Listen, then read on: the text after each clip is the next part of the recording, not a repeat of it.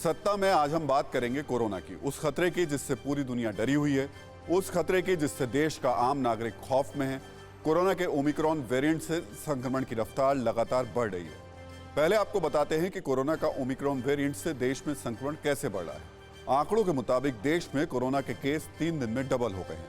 27 दिसंबर को देश में कोरोना के 6,358 नए केस आए थे। 28 दिसंबर को यह आंकड़ा बढ़कर 9,195 हो गया, यानी एक दिन में करीब 3,000 नए केस बढ़ गए। 29 दिसंबर को देश में कोरोना के 13,254 नए केस आए, यानी 27 दिसंबर के मुकाबले 29 दिसंबर को देश में कोरोना के 2 गुने नए केस आए। कोरोना के ओमिक्रॉन वेरिएंट का यही खतरा लोगों को डरा रहा है, लेकिन इस खतरे के बाद भी देश में तमाम विमर्श के बाद चुनाव की चर्चा हो रही है। नेता सार्वजनिक मंच पर क्या कहते हैं और पर्दे के पीछे क्या करते हैं, इसकी कहानी हम आपको तस्वीरों के जरिए दिखाएंगे।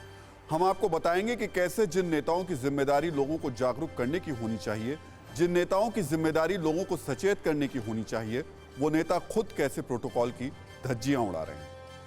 कौम के गम में डिनर खाते हैं हुक्काम के साथ, रंज लीडर को बहुत है मगर आराम के साथ।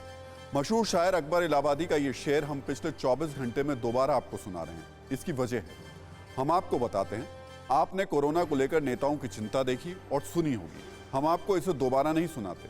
आज हम आपको चुनाव पर नेता क्या चाहते हैं ये बताते हैं, वो भी चुनाव आयोग के मुताबिक। सभी राजनीतिक दल चाहते हैं कि अगले साल होने वाले विधानसभा चुनाव समय पर हों, कोविड प्रोटोकॉल के साथ तय समय पर चुनाव कराए जाएं, रैलियों की संख्या सीमित की जाए, दिव्यांग और 80 साल से ज्यादा बुजुर्ग मतदाताओं को घर से ही मतदान करने की सुविधा मिले। यानी रंज लीडर को बहुत है मगर आराम के साथ।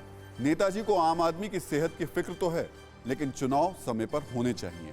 साफ है, ओमिक्रॉन के बढ़ते खतरे के बीच भी चुनाव होंगे और तय समय पर होंगे। कोरोना के बढ़ते संक्रमण को लेकर के जो ये बात नेता कह रहे हैं, पहले इसको सुन भी लेते हैं कि चुनाव आयोग इस पर कह क्या रहा है।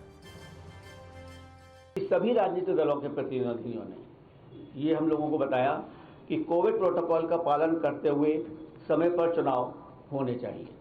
तो सबसे प्रथम सभी दलों ने without any difference of opinion सभी ने कहा कि कोविड को ध्यान में रखते हुए समय पर चुनाव कराए जाए। तो कोरोना के बढ़ते संक्रमण, नेताओं की फिक्र और चुनाव की तैयारी के बीच चुनाव आयोग ने जरूर कुछ सावधानी वाले कदम उठाने का ऐलान किया है। आयोग ने कहा है कि 80 वर्ष से ज्यादा उम्र के मतदाताओं को घर से वोट डालने की सुविधा होगी। दिव्यांग वोटर, कोविड संक्रमित वोटर भी घर से वोट डाल पाएंगे। मतदान केंद्र पर भीड़ कम करने के लिए मतदान का वक्त बढ़ाकर सुबह 8 से शाम 6 बजे तक किया जाएगा। यानी चुनाव होंगे, चुनाव प्रचार भी होगा, इसलिए आने वाले वक्त में आपको और सावधान रहने की जरूरत है। 80 वर्ष से अधिक आयु वर्ग के वरिष्ठ नागरिकों को, दिव्यांग मतदाताओं को और कोविड अफेक्टेड मतदाताओं को आयोग घर द्वारा घर पर ही बैठे हुए पोस्टल बैलेट की ऑप्शनल सुविधा प्रदान करेगा। पोलिंग टाइम का भी 1 घंटे बढ़ाया जाएगा। जो अभी तक यहाँ पर 8 से 5 तक था, उसको 1 घंटा बढ़ा दिया जाएगा, जिससे कि सोशल डिस्टेंसिंग अगर हम मेंटेन करते हैं और थोड़ा ज़्यादा टाइम लगता है तो उसको भी उसमें संज्ञान में लिया जाएगा। तो कोरोना के ओमिक्रॉन वेरिएंट के संक्रमण की रफ्तार हमने आपको बताई। हमने आपको बताया कि कैसे महज 3 दिन में कोरोना के केस डबल हो रहे हैं।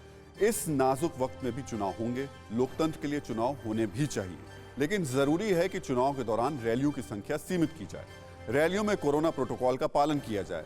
नेता सिर्फ शक्ति प्रदर्शन के लिए रैलियां नहीं करें। चुनाव प्रचार के लिए डिजिटल मंच का इस्तेमाल किया जाए। इसके साथ ही हम आपको लगातार सावधान रहने की सलाह भी दे रहे हैं। अब आपको 3 राज्यों के कुछ आंकड़े बताते हैं जो आपके लिए जानना बेहद जरूरी है। उत्तर प्रदेश में हर 2,577 लोगों पर एक एलोपैथिक डॉक्टर है। उत्तराखंड में 1,214 लोगों पर एक डॉक्टर है। इसी तरीके से पंजाब में 574 लोगों पर एक डॉक्टर है। ये आंकड़े हम आपको इसलिए बता रहे हैं क्योंकि इन राज्यों में चुनाव होने हैं। इसी साल की शुरुआत में जिन राज्यों में चुनाव हुए थे, वहां कोरोना के केस तेजी से बढ़े। इस बार खतरा इसलिए बढ़ा है क्योंकि कोरोना के ओमिक्रॉन वेरिएंट ज्यादा संक्रामक है, यानी ये वेरिएंट ज्यादा तेजी से फैल रहा है।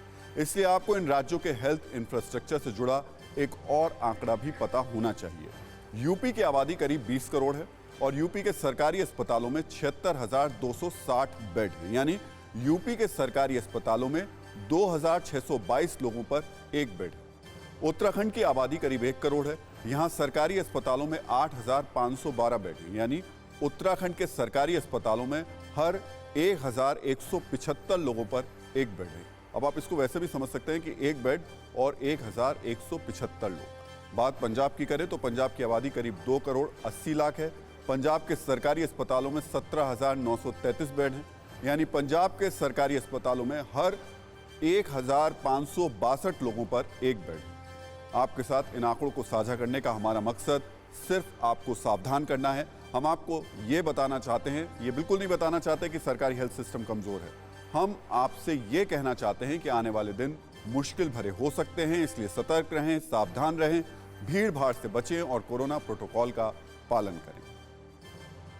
कोरोना धर्म नहीं देखता, जात नहीं देखता, अमीर गरीब ऊंच नीच नहीं देखता। कोरोना सिर्फ मौका देखता है, लेकिन आप उसे मौका मत दीजिए।